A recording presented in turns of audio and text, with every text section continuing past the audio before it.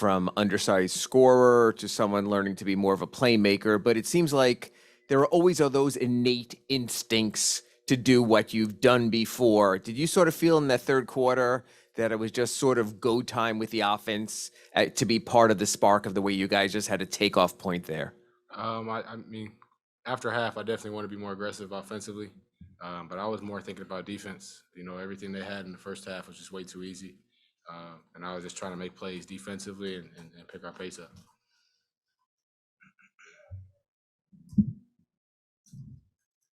Those 3 blocks are a career high tonight, and I guess you could kind of categorize them. Blocks? They categorize them as blocks, yeah. But I don't know how I feel about that. what did you see? What what were you looking for Steven sounds when Rob better. got the ball and you stopped? You saved like 6 points with those blocks too. Yeah, I mean, I just was, like I said, trying to make plays defensively.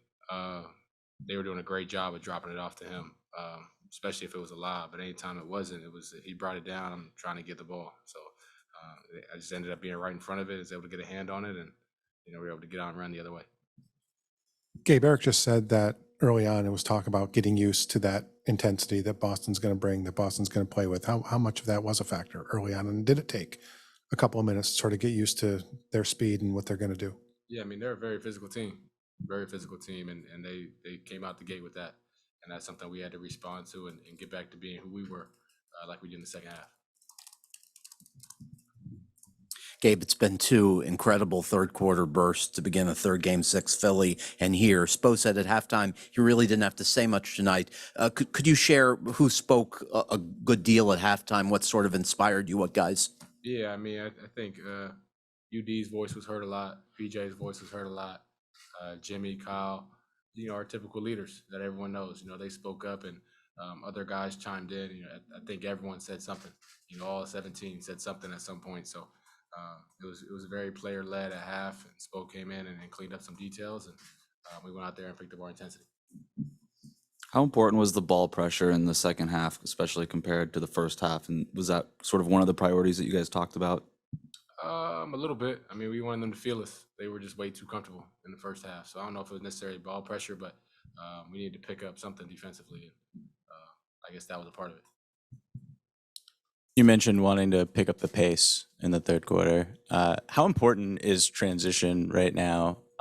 Was it tonight and in this series for you guys, running off makes, running off misses? I mean, it's easy buckets. Anytime you can get some easy cheap ones, that always helps. But obviously, it's a lot easier to do off misses. I will say that.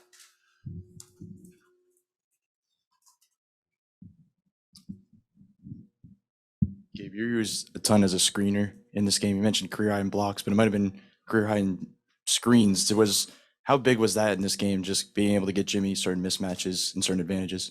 Yeah, I mean, that's the playoffs. It's all mismatches and matchups and trying to get the right situation. And it just so happened I ended up being the screener, and it could be someone else game 2. It could be me again. It could be me the whole series, for all I know. So, any chance we get to get the right matchup that we want to attack, and we're going to do what we can to do so. Gabe, is there any reaction in the locker room, or what was your reaction when you first hear that not only Marcus but Horford isn't going to play just a couple hours before the game starts? I just said, okay, it didn't change anything for us. We got to come out here, play hard, and get a win. Doesn't matter who's on the floor. All right, Gabe, thank you. Appreciate y'all. Have a good night.